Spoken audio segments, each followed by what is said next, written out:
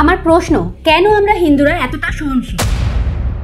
কেন আমাদের মন এতটা উদার? কেন আমাদের উপর হওয়া অন্যায়ের প্রতিবাদ আমরা উগ্রভাবে দমন করি না, ঠিক যেমন ভাবে অন্যরা করে? এটা তো আমরা সকলেই জানি যে নরম মাটিতেই গর্ত করা সহজ। কেমন আছো বন্ধুগণ? আমি পায়েল, আড্ডা উইথ পায়েলে তোমাদের সকলকে স্বাগত। বারবার আমরা দেখে এসেছি যে যখনই হিন্দু কোনো ফেস্টিভ্যাল আসে ঠিক তখনই সবার মনের মধ্যে সমাজ চেতনা, শব্দ দূষণ, পরিবেশ দূষণ, জল অপচয়, পশুপ্রেম এই সব কিছুর ভাবনা মাথা চাড়া দিও।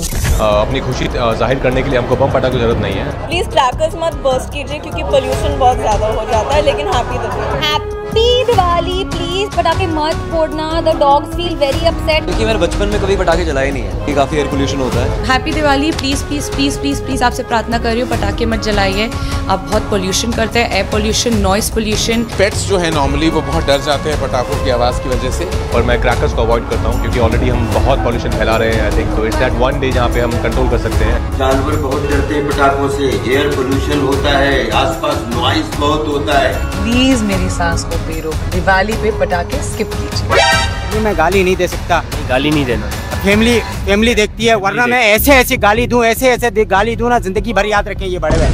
হোলিতে জল অপচয় হয়, দুর্গাপুজোতে মূর্তি ভাসানে গঙ্গার জল দূষণ হয়, দিওয়ালিতে বাজি ফাটালে পশু পাখি ভয় পায় এবং পরিবেশ দূষিত হয়। এই দূষণের কথা মাথায় রেখেই রাজ্য প্রশাসন এবার বহু লক্ষ টাকার বাজি বাজেয়াপ্ত করে।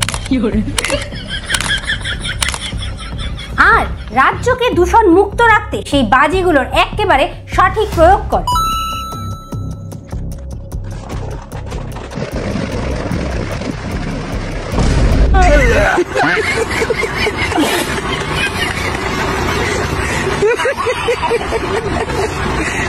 এটি বীরভূমের দুবরাজপুরের ঘটনা। পরিবেশ দূষণ কেবল হিন্দুরা আনন্দ করে বাজি পোড়ালেই হয়, কিন্তু সেই বাজিগুলোই বোম স্কোয়াডের দল পোড়ালে পরিবেশ দূষণ হয় না। বলেন কি? আমার জটিল মনের সরল প্রশ্ন, ঠিক কি বুদ্ধির বলে এরা বোম স্কোয়াডের চাকরি পেয়েছে? যখন পরিবেশ দূষণ রুখতে বাজিগুলোকে বাজেয়াপ্ত করা হলোই, তখন সেগুলোকে মাটির নিচেও পুঁতে দেওয়া যেত। এরাই নাকি পরিবেশ দূষণ রুখতে বাজিগুলো বাজেয়াপ্ত করে। বোঝা গেল বোম স্কোয়াডের লোকেদেরও একটু ফ্রিতে বাজি পোড়ানোর ইচ্ছে হয়েছে। যাই হোক, আবার সেই দূষণমুক্ত পরিবেশের টপিকে একটু ফেরা যাক। ক্রিসমাসে বাজি পোড়ানো যায়, সেলিব্রিটিদের বিয়েতে, ক্রিকেট খেলায় জিতলেও বাজি পোড়ানো যায়। যেই পশুদের নিয়ে দিওয়ালির সময় চিন্তা করা হয় তাদেরকেই ঈদের সময় কুরবানির নামে কাটা যায়, রক্তের বন্যাও বাড়ানো যায়। সেই রক্তমাখা জল কোথাও কর্পোরেশনের কল থেকে বেরোয়? রক্ত মিশানো জলে কি হিন্দু বাড়ি বাড়ি রক্ত মিশানো জল পাঠাচ্ছে নাকি ইচ্ছে করে?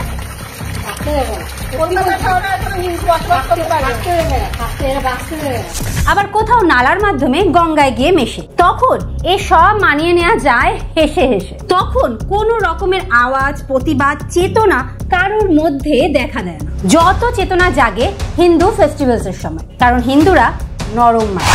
এই নিয়ে আমি আগেও ভিডিও বানিয়েছি, বলেছি, কিন্তু হিন্দুরা এখনো ঘুমাচ্ছে, আর নয়তো ক্রিঞ্জ ভিডিও দেখতে ব্যস্ত। রিসেন্টলি এমন এক ঘটনা ঘটেছে যে আবার এই বিষয় নিয়ে কথা বলতে বাধ্য হলাম। কাকদ্বীপের একটি কালী পুজোর ঘটনা, যেখানে দুষ্কৃতীরা কালী ঠাকুরের মাথা কেটে রেখে দেয়।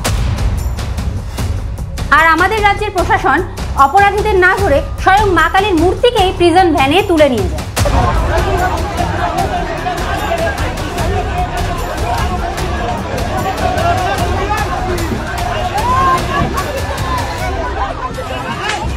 শেষ পর্যন্ত এই দৃশ্যই হিন্দুদের দেখা বাকি ছিল। আসলে আমরা এমন এক রাজ্যে বাস করেছি যেখানে প্রতিনিয়ত অন্যায়কারীরা অন্যায় করে চলেছে এই সাহসে যে তাদের শাস্তি দেওয়ার কেউ নেই, বরং তারা জানে তাদের অন্যায় থেকে রাজ্যবাসীর নজর সরানোর কাজ সরকার এবং প্রশাসন খুব ভালোভাবেই করবে। কারণ এই সকল অন্যায়কারীদের তোষামত করে চললে তবেই না ভোটের আসন সুরক্ষিত থাকবে। আমাদের রাজ্যে প্রতিনিয়ত অনেক লজ্জাজনক ঘটনা ঘটে চলেছে।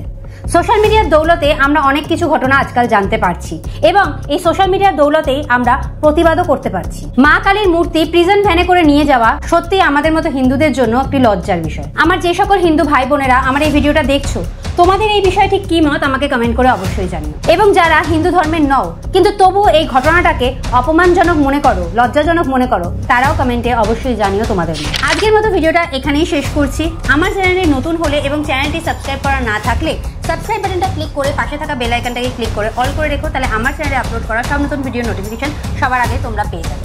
আমাকে তোমরা ফেসবুক এবং ইনস্টাগ্রামেও ফলো করতে পারো, লিঙ্ক নিচে ডিসক্রিপশন বক্সে দেওয়া থাকবে। খুব তাড়াতাড়ি দেখা হবে, ততক্ষণের জন্য